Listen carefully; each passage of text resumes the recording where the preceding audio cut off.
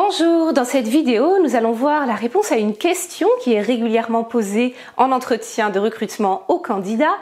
Pourquoi notre entreprise vous intéresse-t-elle? Alors c'est un point absolument essentiel.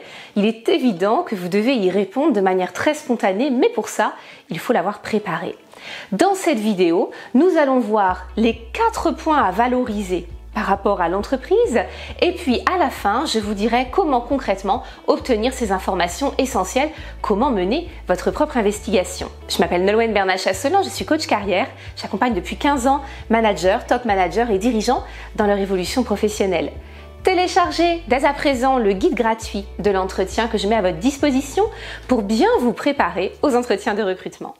Allez, c'est parti. Quels sont les 4 points qu'il est très important et même essentiel de valoriser auprès d'une entreprise pour prouver qu'on a réellement envie de travailler avec eux? Premier point, la mission, le sens profond de ce que réalise l'entreprise. C'est très important à l'heure actuelle, on sait que c'est une des principales sources de motivation à moyen et long terme pour les personnes. Donc vous allez fortement rassurer l'entreprise si vous montrez que vous connaissez bien, que vous mesurez la nature des missions qu'il réalise et le sens que ça peut avoir. Le sens, c'est en termes de RSE, par exemple, de responsabilité sociale. Ça peut être au niveau écologique.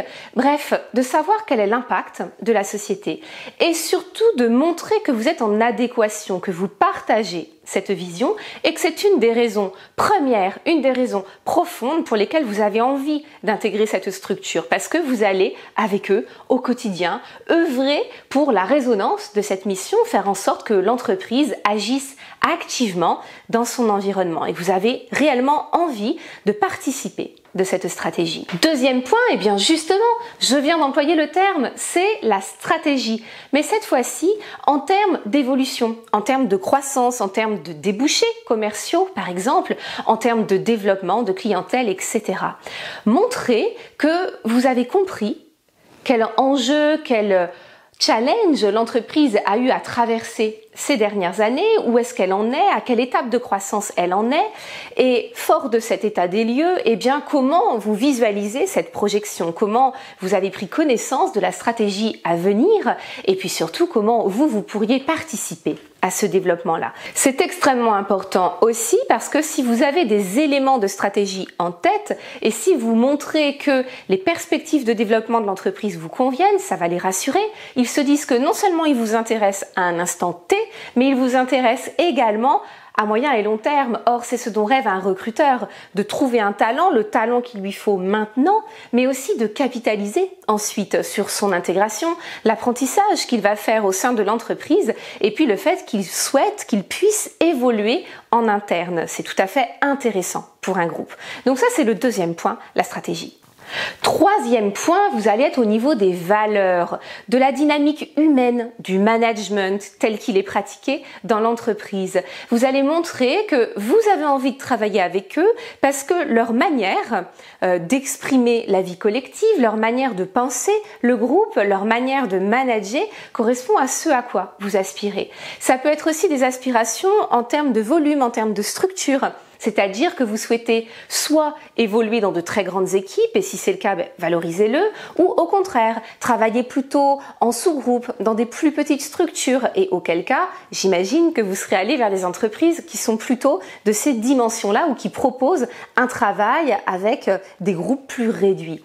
Donc, c'est vraiment la dimension valeur au niveau humain, de montrer que vous partagez ces critères-là, et que c'est une des raisons pour lesquelles vous souhaitez intégrer leur équipe.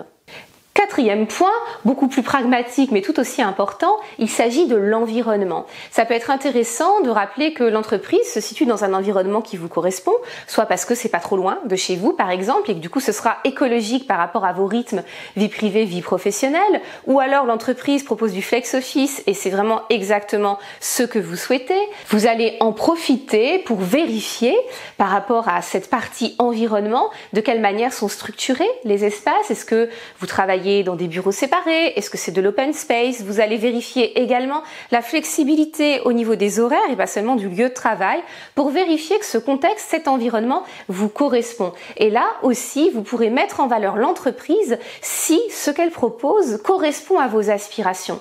Et ce sera un point gagnant Également, car les entreprises sont actuellement extrêmement attentives au bien-être au travail, avec tous les risques accentués en termes de burn-out ces dernières années. Les entreprises sont extrêmement vigilantes au bien-être de leurs collaborateurs.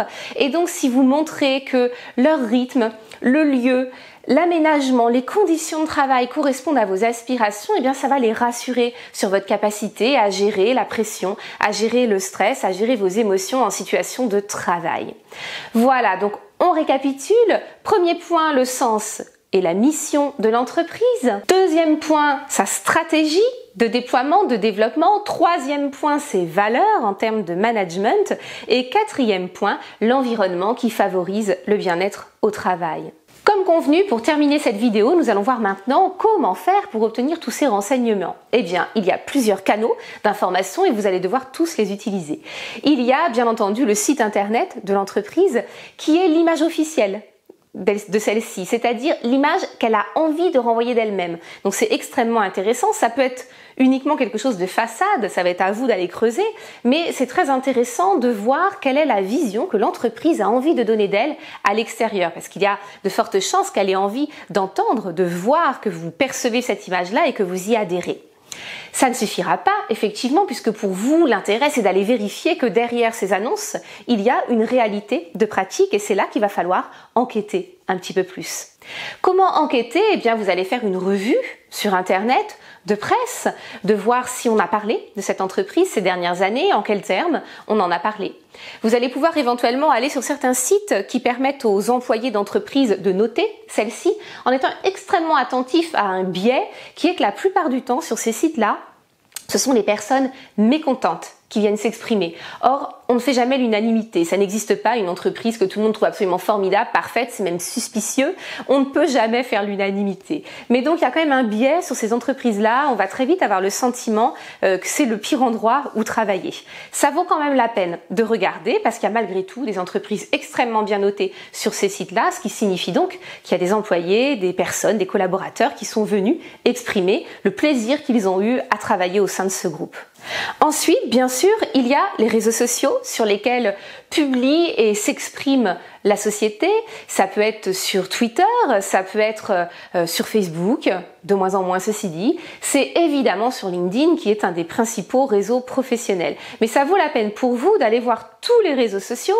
Il y a plein d'entreprises qui maintenant développent leur présence sur TikTok, notamment pour recruter les plus jeunes d'entre vous. Vraiment, allez voir où l'entreprise parle d'elle, de quelle manière elle parle d'elle pour vous synchroniser avec sa culture et avoir autant de choses à dire au moment où on vous pose cette fameuse question « Pourquoi voulez-vous travailler chez nous ?» Sur LinkedIn, vous allez en profiter pour aller voir les profils qui sont présents, pour aller voir de quelle manière ils communiquent et puis pour entrer en relation avec eux. N'hésitez pas à leur poser des questions. C'est encore mieux si vous entrez en relation avec un ancien collaborateur de l'entreprise parce que la personne se sentira un peu plus libre de s'exprimer, n'aura pas peur de porter préjudice à son employeur. Or, de très nombreux collaborateurs ont un fort sentiment de loyauté, c'est tout à leur honneur et vont hésiter du coup. Donc ça peut être bien de repérer des personnes qui sont passées par l'entreprise et qui pourront en toute sincérité vous dire les choses. Là encore, attention, il peut y avoir un biais. Il peut tout à fait y avoir une personne qui a une mauvaise expérience liée à des critères qui ne dépendent pas forcément de l'entreprise. Elle n'était pas forcément au bon poste au bon moment. Elle a peut-être eu la malchance d'être en interaction avec quelqu'un avec qui elle ne s'entendait pas du tout. Donc, je vous laisse quand même juge de tout ce que vous allez pouvoir obtenir comme information. Voilà tout ce que je voulais vous dire dans cette vidéo pour pouvoir bien répondre à cette question.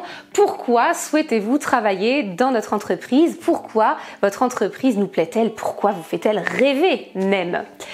Si la vidéo vous a plu, signalez-le. N'hésitez pas à me poser toutes les questions qui pourraient rester en surface, qui pourraient émerger. N'hésitez pas à les mettre en commentaire, j'y répondrai. Et je vous dis à très bientôt dans d'autres vidéos.